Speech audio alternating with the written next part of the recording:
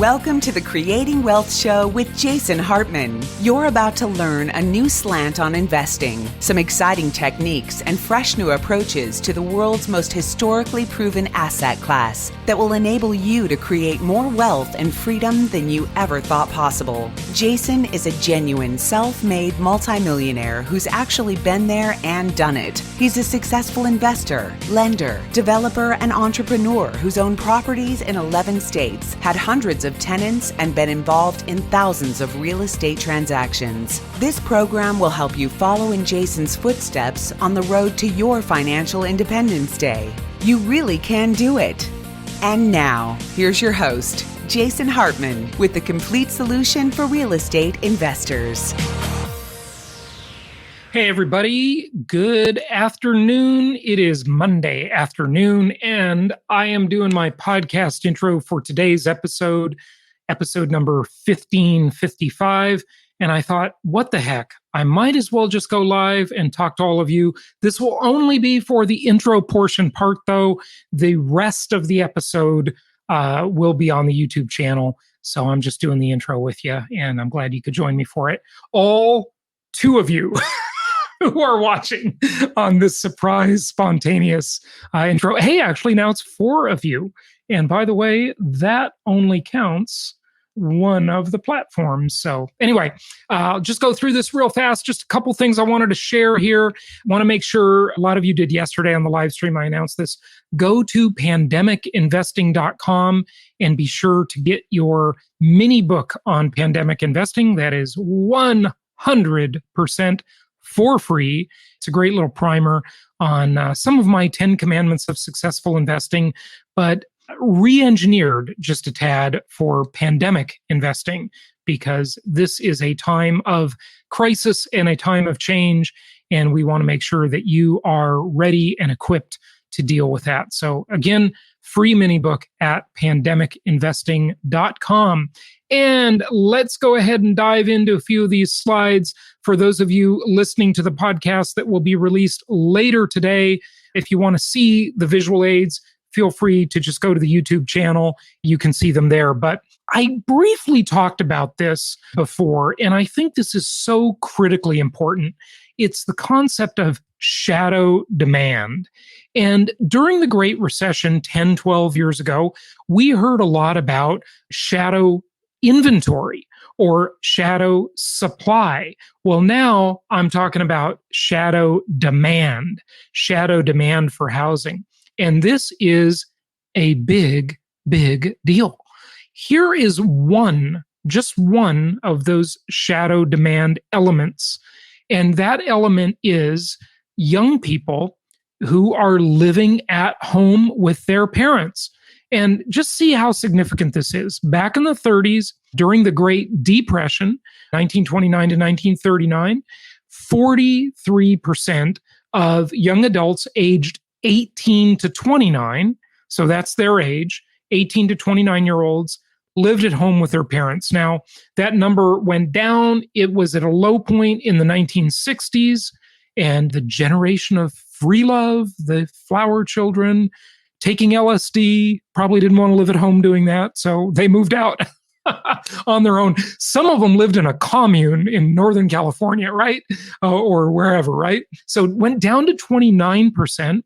Then in the 70s, obviously, we all are pretty familiar with the economic hardships of the 70s, the era that stagflation was with us, that time where the Jimmy Carter Misery Index was discussed a lot, where you have high unemployment and high inflation at the same time. That absolutely stinks. It is a really bad economic scenario. So, it's going up, right? 31% of the people are living at home.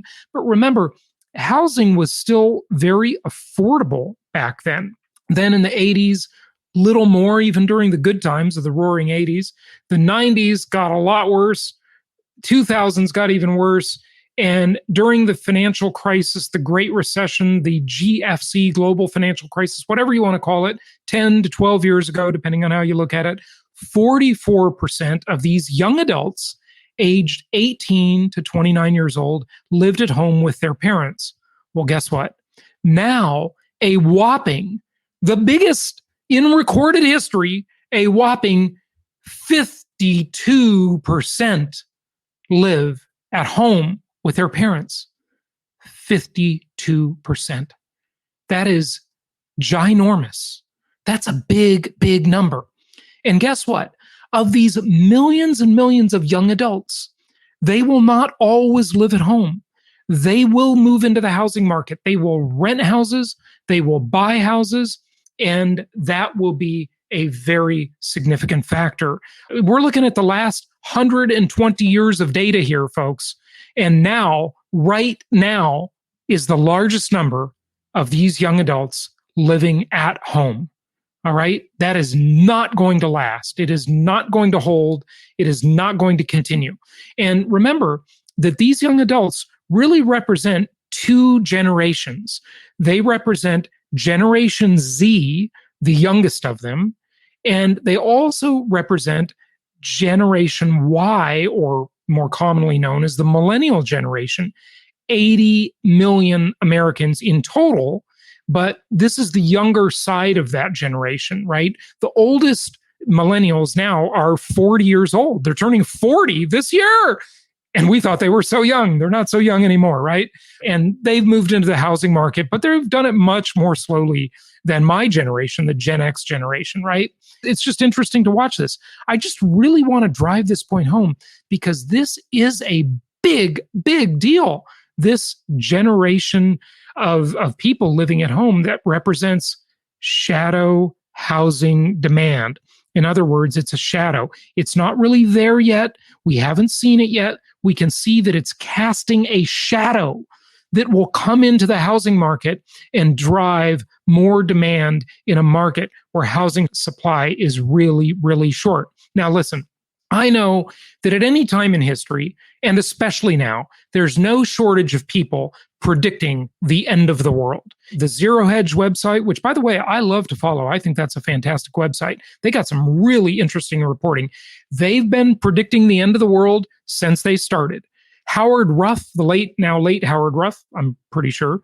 Sorry if I got that wrong, but I'm pretty sure. He was on my show a few years back, and really interesting guy to listen to, had a huge newsletter following back in the 70s, the 80s, the 90s, the 2000s. He was predicting the end of the world, currency collapse, deflation, inflation, both at once. I'm just telling you. What I'm trying to point out is that it's always these purveyors of doom that get a lot of media attention. Who was it? Ravi Batra, who wrote The Great Depression of 1995, which the complete opposite happened, by the way. And he was a hugely famous professor at the time for writing that and writing the book on that and all that kind of stuff. So look, you got to understand something. We are definitely in challenging economic times. Unemployment has skyrocketed. There is no question about it. We are in serious problems. But at the same time, you've got to peel the layers of the onion. You've got to isolate that to really understand what parts of the market are truly affected.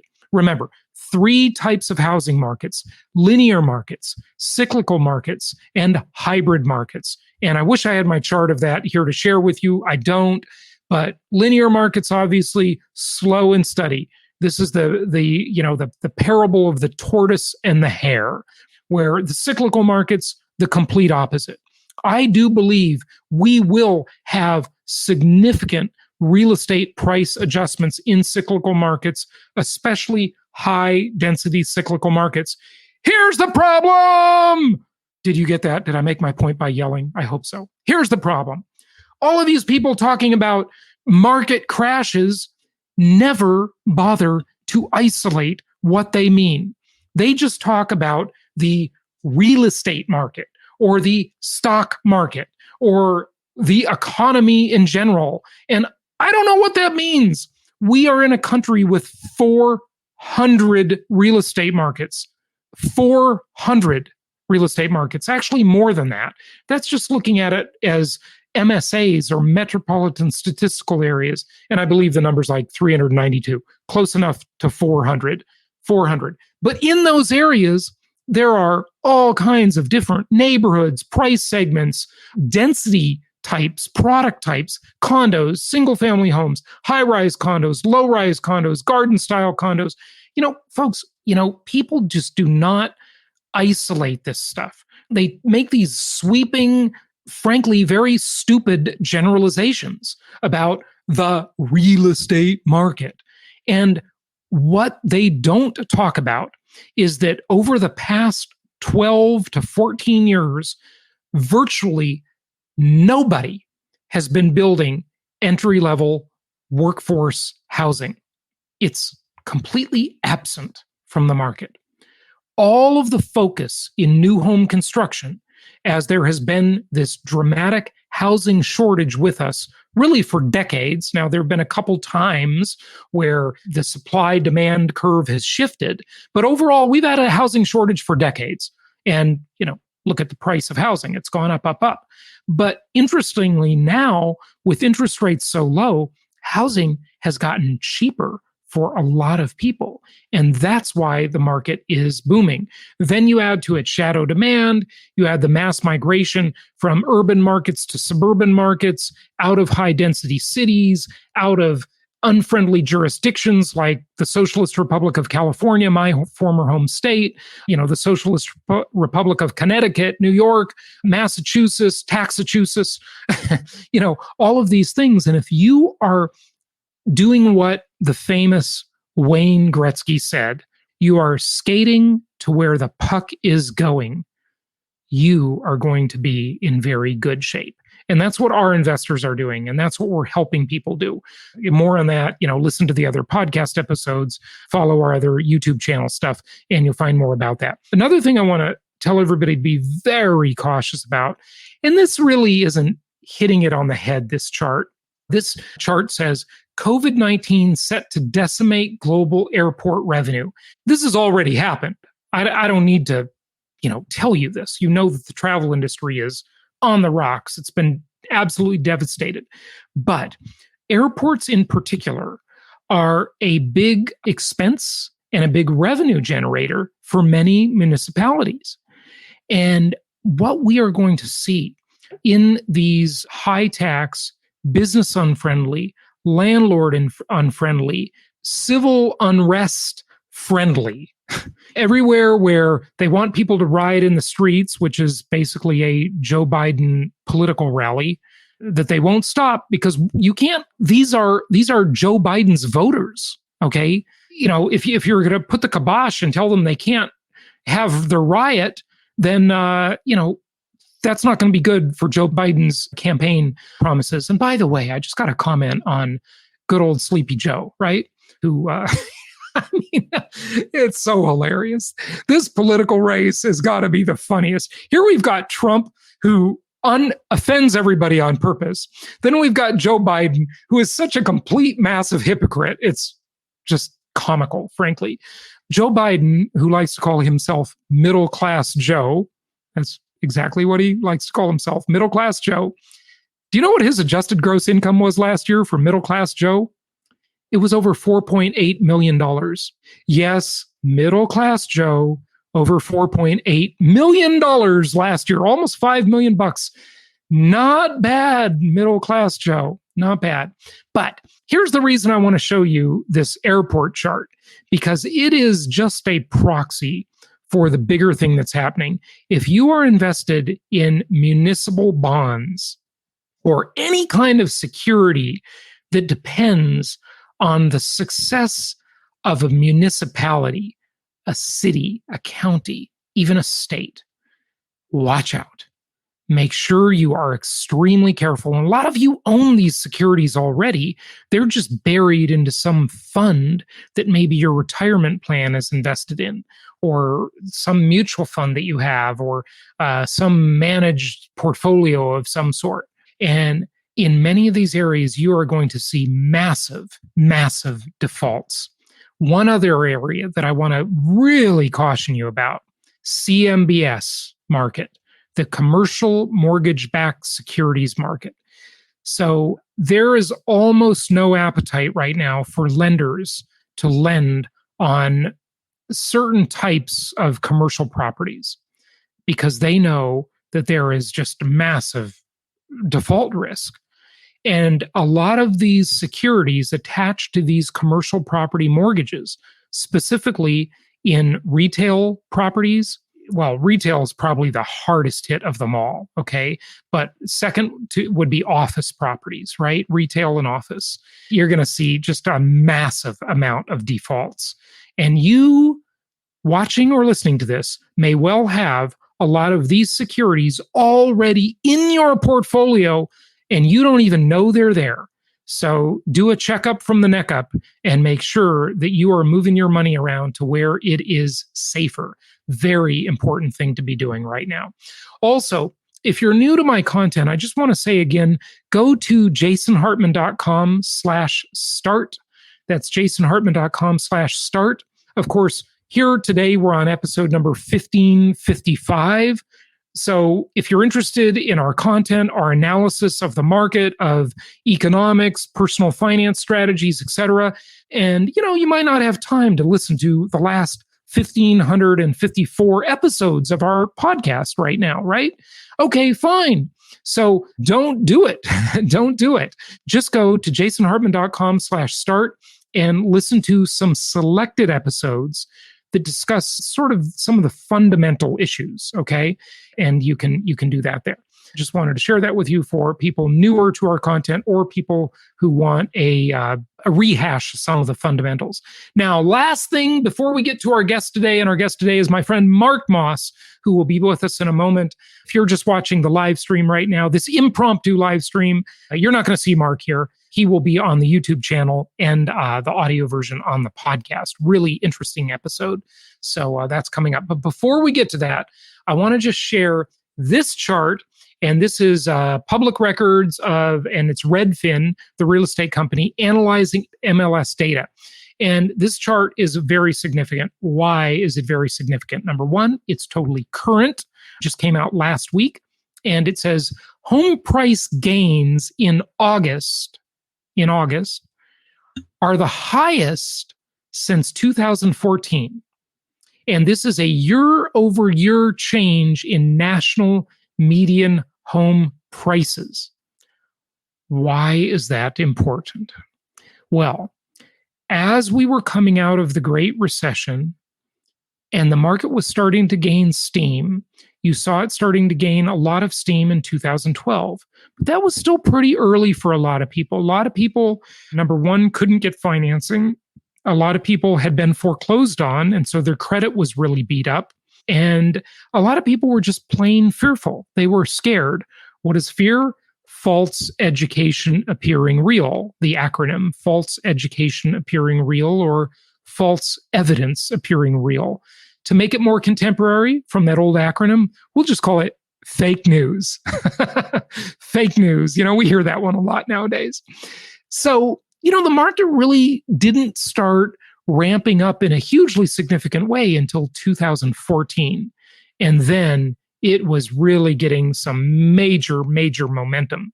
And then, of course, we saw it bumble along. Sometimes it was up, sometimes it was down. The Fed was experimenting with, okay, is it time to raise rates yet? Is it time to tighten up the money supply yet? Because we've got to recover from all the quantitative easing programs and all this loose monetary policy, right? Remember, the Fed, the Federal Reserve, our central bank, or any other central bank around the world, like the ECB, the European Central Bank, or any other country's central banks, they all work to some extent in lockstep, coordinating their efforts. But our central bank, the Federal Reserve, is, of course, the largest and most powerful central bank in the world.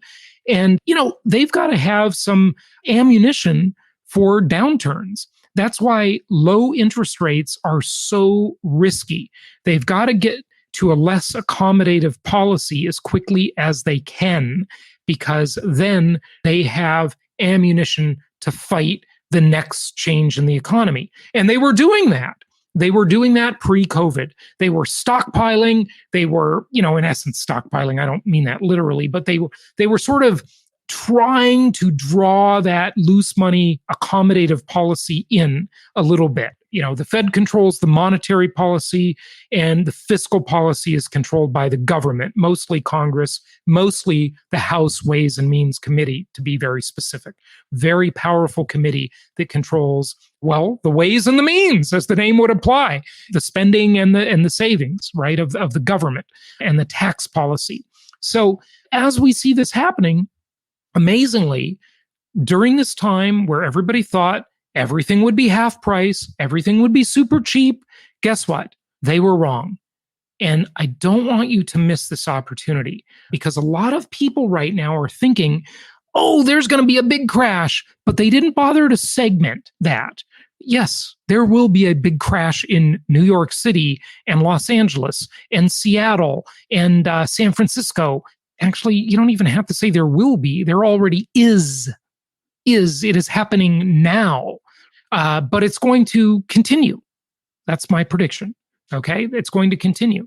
And non-necessity housing in general, but especially high-density urban core. But in August, the year-over-year change in home prices was the highest it's been since 2014.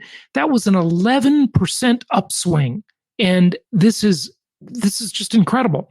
One of the things the market timers never account for in their analysis, they say, oh, well, I'm going to keep my powder dry and wait for the next downturn. Great. Good for you.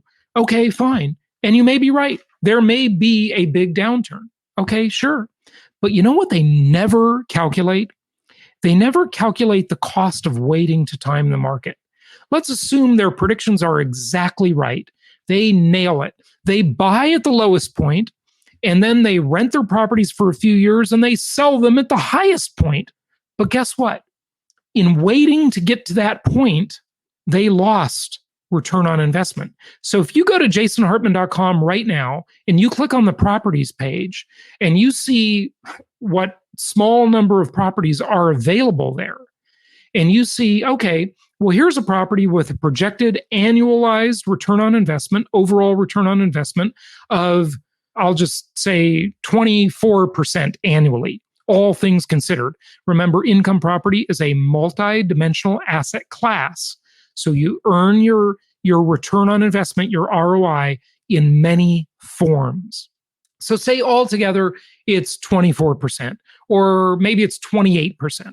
Okay, so say this collapse in the market starts next year, and great, it starts to decline, but you're keeping your powder dry. So you only lost 28% return on investment waiting 1 year, but now you're still waiting to ride it to the bottom. So if you're looking at this chart, you're here and you're waiting to ride it to the bottom, and then you get to the bottom, and say that takes another year. So now you lost 28% annually times 2 years. So you lost almost 60% return on your investment over those 2 years, but then you got to the bottom. And guess what happens to your psychology at the bottom? Wow, things are looking really bleak. I'm really scared. I don't know, maybe I better wait a little bit for the news to improve. Okay, so say you wait 6 months and you lost now another 14% return on investment. So now you've lost like what's that? 72% return on investment, if my math off the top of my head is right. Okay, fine. Now your powder that you've been keeping dry, all that cash you haven't done anything with, you now flood it into the market and you buy everything in sight. Good for you. You timed the market and you got it right. Pretty much. Maybe you could have purchased 6 months earlier, but you got it pretty close. And then you did great, right? You lost 72% waiting, but because you got such a bargain, and you don't know what interest rates are then, so maybe you're paying a higher interest rate, probably won't be much lower than it is now, likelihood. And then you really scored. And then you just got to figure out when to ride it to the top and when to sell. But what if you're wrong? What if that never happens, that decline that you were expecting? Then you simply lost that 72%, and you're either paying the same price now and the same interest rate now, or you're paying a higher price and a higher interest rate. This is why market timing is a dangerous activity, okay? Warren Buffett commonly thought of as the world's greatest investor, he doesn't do market timing. He just buys value and holds on to it. We can argue about Buffett's strategy, whatever, but it's been pretty good over the decades. All right. So that's it for today. JasonHartman.com for more. We've got to get to our guest. I know a lot of you on the live stream are making comments, asking questions. I don't have time to get to those today. We'll save them for the next live stream, or I'll just answer them on the podcast on iTunes. Just look up the Creating Wealth Show or go to JasonHartman.com, click on podcast, and you'll find all the links there for it. All right. Without further ado, let's get to our guest and let's talk to my buddy Mark about his predictions. We're going to talk about cryptocurrency. We're going to talk about the real estate market, the economy in general, monetary and fiscal policy.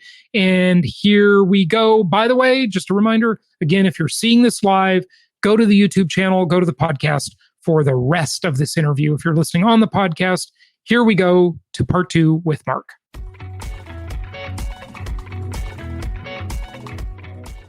Hey, it's my pleasure to have my friend Mark Moss back on the show. He is an investor, an entrepreneur, a crypto expert, and just an all-around great guy who's very well informed about so many things in life.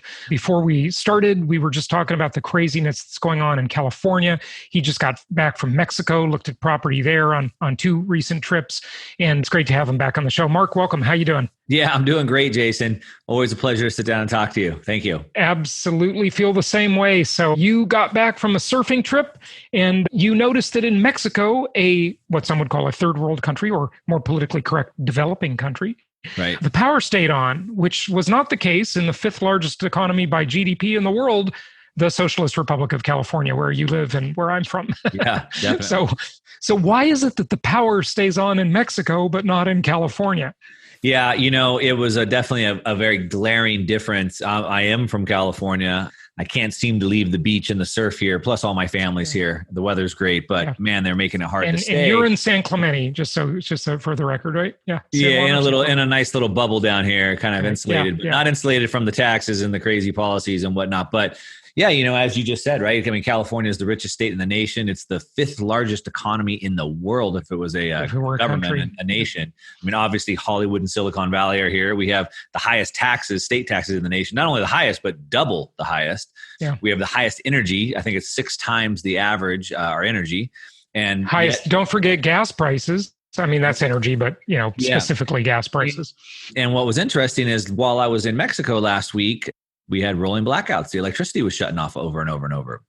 In California, not Mexico. No, in California. Right, so I'm gone. And we had a heat wave. It's September. So heat waves in California are typical. It was extremely hot, but it was not hotter than what is normal for this time of year. So yes, it was hot, but it was not hotter than what is normal. So we weren't having like crazy global warming extreme temperatures. It was just normal for this time of year.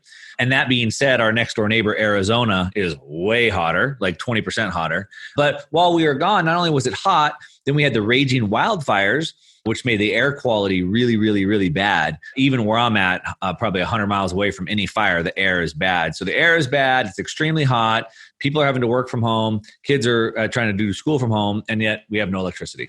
And of course, that makes you think about a third world country that can't keep the electricity on.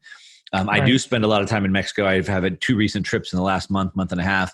And where I was at in Mexico has 1 paved road and everything else is dirt roads. It's not a big town. It's not a resort town, but the the electricity stayed on no problem there. And so I'm with my wife and I'm like, man, do we even want to go home to California right now? Like the air quality is bad. The electricity is not on. We can just stay here and have electricity and air conditioning. And so stay in modern Mexico. This is ironic that we're even saying that, but yeah. And so, it makes you think and I am a market analyst, right? I'm on YouTube. And so I'll do a study of the markets and commentate on them. So, I pay attention to these things. And the thing that I think most people are missing is that what's happening in California, one, is coming for the rest of the country and coming for the rest of the world. So Mexico seems to be doing better now, but I believe this problem is coming to the world. And the reason why I say that is because the problem that we're having with electricity is not an accident. It's actually by design. It's actually been done purposely to get us to this point. And that's why I say it's going to come to the rest of the country, because the rest of the country is starting to adopt or wanting to adopt the same policies that California is. And then, of course, the rest of the world will also adopt them. We're already seeing it in some of the developed nations, like in Germany, for example. And so what I mean by that is that California is leading the charge on fighting back against climate change. It used to be global cooling, then it was global warming, and now they can't get it right, so it's just climate change. They keep changing their mind, like as if the climate never changed before, right? But I mean, I admit that there is probably some climate change going on, but the question is, what's the reason? There's so many things to that onion, you'd have to peel back 1,000 layers to really dissect that argument. So it's just, it's just mostly being used as a political football to control people and tax them and have additional regulation, so that's... Yeah, no, that's exactly right. And the problem that our world has shifted to is that everybody has this very short-term thinking, and we've lost this long-term perspective. And so what I mean by that is we kind of manage everything very closely. So the pandemic is a great example, but without trying to dive into that, but back to climate change, we're making a decision, like in California's case, for example, we make a decision to shut off all of our natural gas and coal electricity plants. In addition, shut down what is non-fossil fuel nuclear energy. So we shut down the nuclear plants. And the goal was to push everything to renewables, wind and solar. And that sounds great. And I love it. And in a perfect world, that'd be great. The problem is there's reality. That's the problem. And the reality is that wind and solar aren't enough. And so we end up in a situation like we are today, where we had ideology to shut off coal and natural gas, which they consider fossil fuel. We also shut down nuclear, which is not fossil fuel, but whatever, they shut that down as well. And we had this great idea that wind and solar would work, but it doesn't. And so we end up with 6 hours a day of no electricity. And imagine this, Jason, for people that don't really grasp how extreme this is. Right now, California is still one of the strictest states in the nation as far as like lockdown and stay-at-home orders and things like that. So this is at a time when all businesses are closed. All office towers, all office buildings, malls, can't escape anywhere else, right? And schools, everything is shut down. Schools are shut down, malls are shut down, office, but everything is shut down. So who's using the electricity? So at a time when our electricity usage is very low because everything's shut down, we still can't keep the lights on. That's amazing. Yeah. And, it is such a complete ripoff for parents who are having to homeschool. And can you imagine single parents having to do they're basically homeschooling, essentially. I mean, they produce some content on Zoom if you can get it when the power's on. Right. But, and there's no tax rebate for the fact that you're not paying for you're not getting a real school experience for your kids. So that's a complete ripoff. Yeah, it's just unbelievable. I haven't talked about it too terribly much on the show, Mark, but I have a little bit. Have you followed the forest management issue and the reasons for these wildfires? I mean, I remember when I was in Arrowhead with my girlfriend at the time years ago, and it was right after that big giant Lake Arrowhead fire. And, the guide who was this total environmentalist guy who was giving us a tour and telling us about the fires just right before we were there, said, the reason we had the fire is because the environmentalists wouldn't let them clear the brush below the trees because it would disturb a beetle. That was there. And so there was tons of kindling to just, fuel that fire. And if they would have allowed the brush clearing and some, reasonable backfire locations and so forth, it could have been prevented largely or, stopped quickly. And this is it's just crazy. It's like they want this. I'm definitely no expert on the fire, so I don't want to put myself out as I am some expert, but I have read articles from fire captains, fire chiefs, fire policy makers who have been coming out publicly saying exactly what you're saying. So many experts have been writing articles saying the exact same thing. I don't want to pretend I am one, but yes, they are saying the same thing. But in addition, all through in Northern California and Oregon, they've found several Antifa people setting fires. As a matter of fact, one guy set a fire, was out on bail, and 90 minutes later was busted again, setting another fire. Yeah, and you know what they're doing? They're allowing prisoners to fight the fires, which I think is fine because it does give them a path, to when they get out, they can actually become a firefighter if they fight the fires in prison. That's the program. But murderers, rapists, and get this, arsonists are being allowed to fight the fires, and they can actually become firemen after their release. Real firemen, arsonists. I mean, you got to be kidding me. That's just that's just the nuttiest. The only Gavin Newsom could think of that, and that was his deal with the inmates. So it is a crazy time. But so the problem is that if you want to know what the country looks like when the Democrats take over, look at California, because it's Nancy Pelosi's the third ranking member in the U.S. and her state is California. Also Kamala Harris, who's now on the vice president campaign, was the Attorney General of California. Obviously Gavin Newsom, et cetera. And so those policies, so the House Democrats, Nancy Pelosi led a bill to push this same energy platform that's happening in California. So her plan is basically the plan that's in California, and now it's coming for the country. That's why I said it's coming. But then you have really under the Biden platform, you have AOC and Bernie Sanders who are really setting the kind of the full more policy, and they're pushing the Green New Deal, which is even way more aggressive. And so we'll see even way more electricity shut down. And the thing is that they understand the problem, but they think that it's a necessary sacrifice. You need to be okay with going without electricity for 4 or 5 hours a day. You just need to be okay with that because that's what it takes to save the world. And I'll bet you Nancy Pelosi has a built-in generator in her mansion for her Sub-Zero refrigerator with her ice cream in it. Yeah, and that's a whole other situation because in California, as I said, our electricity prices are already 6 times higher on average in the nation. So, for example, I know many parts of the nation, they might pay 6 to 8 cents per kilowatt hour. In California, we pay about 45. Put that into perspective. And so that's already really hard on the lower end, right? On the lower income people. But what they did with some of these rolling blackouts is if you wanted to pay triple, you could leave your power on. So that's even worse again. So not only does the lower income... It's it's a whole elitist thing now. Yeah. Unbelievable. Of course, it's in the name of equality. But yeah. Right. Yeah. But not equality at all. So tell us what this means to the market. I mean, the real estate market in California was already, in the higher end areas of California, certainly that's a cyclical market. It was already under pressure. It was already softening long before COVID. And, I'd been predicting that for years because the buyers were starting to reject the high prices. Now, with the low interest rates, it's got a little bit of a reprieve, but still those prices are very much out of whack with anything reasonable, right?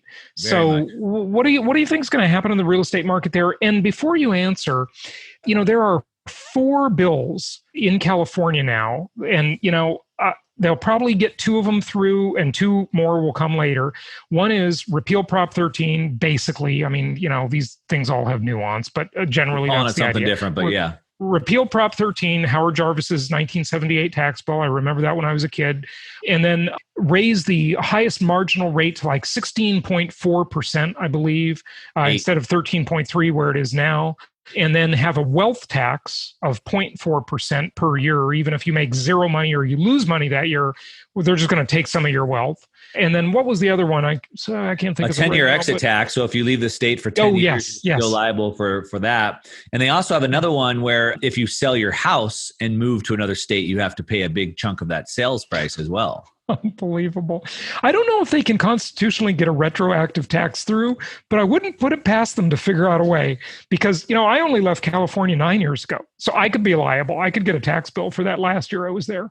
Yeah. Wow. Well, those are great points that you bring up. And the reason why that's important to everybody is because as you look at the real estate market, and you and I have had these conversations, there is no such thing as the market. There's thousands and thousands of little tiny submarkets. And so when you look at problems in California, like we're discussing, or problems, whether it may be in New York City or Michigan or whatever, you have to understand that affects other parts of the country. So while mass people might be fleeing a couple states, where are they all going? And that could positively affect those areas. And so you need to understand there's nuance there. And even inside California, there's nuance. So for example, I live by the beach in a small little beach community, and real estate here is nuts. It's going completely nuts. I mean, literally $3 million homes are getting multiple offers and selling in weeks. But then other areas like you mentioned, like Silicon Valley, for example, the home markets are weakening a lot up there. But then you go a couple hours from there into the mountains, like around Tahoe, and the real estate market's nuts again. And even here in Southern California, our mountains are called Big Bear and Arrowhead. I was gone, but I talked to people who were trying to go up there last weekend, and it's about a 2-hour drive up a windy mountain road. And it was bumper to bumper traffic going up and down. Every single hotel was sold out. So people are flocking to those areas. I have a friend who has a... Well, they were just flocking there probably because it's cool. It's higher altitude, so it's much cooler. Well, there's and part if you can't that, have air conditioning. Well, it's part that, but also I have a friend who's got vacation rentals out in Palm Springs, and he said he turns away 5 to 10 people every single day. And so people are trying to do like kind of staycations. And like, get me out of the city. I'm going to go to Palm Springs. I want to get away from people. Right. Get me out of the city. I want to go to the mountains. And so those areas, even within like a Southern California or even a Los Angeles County, certain areas are doing way better than others. Yeah, no, it's absolutely crazy. So the overall, I mean, some people are starting to predict like a real estate crash in 2021. A lot of people said it would be here by now, right? But do you think that's going to happen? Now, of course, we both know, and everybody listening has to know, that there's at least 400 local markets in the United States, 400 MSAs. And within those MSAs, there are many more markets. Then there are product types by price range. What you gave the example of in your community, $3 million homes selling like that, the rich are getting richer. We've all seen that this is a very uneven situation right now.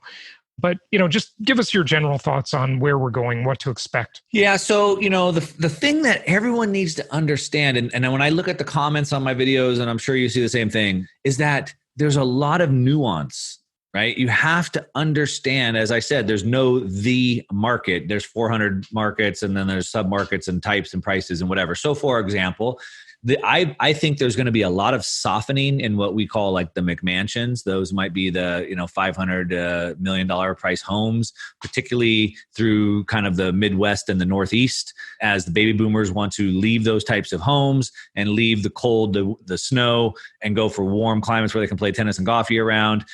They want to leave expensive places, go to cheap places. So I think there's a lot of softening there because one, a lot of people want to leave those areas, and two, we don't have the population, the demographics aren't there to move up and take those houses. So those types are going to be bad. But then in areas that have sunshine 360 days a year, very cheap, low taxes, et cetera, I see starter homes, the bread and butter 3-bedroom, 2 baths that could still do really, really well. So you have to understand there's nuance to the market. This will be continued on the next episode. Thank you for listening and happy investing.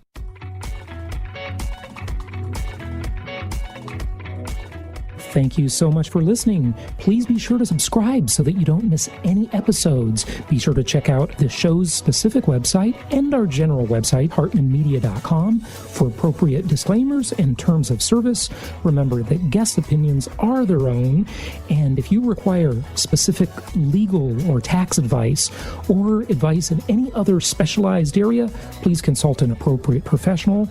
And we also very much appreciate you reviewing the show. Please go to iTunes or Stitcher Radio or whatever platform you're using and write a review for the show. We would very much appreciate that. And be sure to make it official and subscribe so you do not miss any episodes. We look forward to seeing you on the next episode.